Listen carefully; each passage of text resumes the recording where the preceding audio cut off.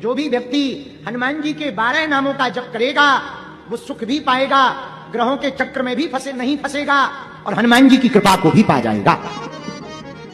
हनुमान जी के 12 नाम बड़े पावरफुल हैं, बड़े प्रभावशाली हैं। पहला नाम है हनुमान। कौन सा?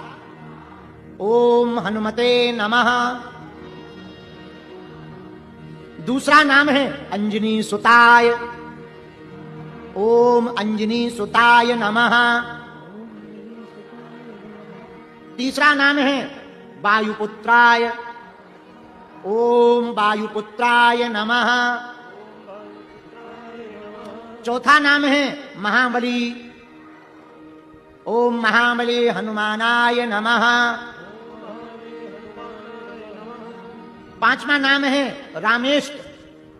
ओम रामेष्टाय नमः।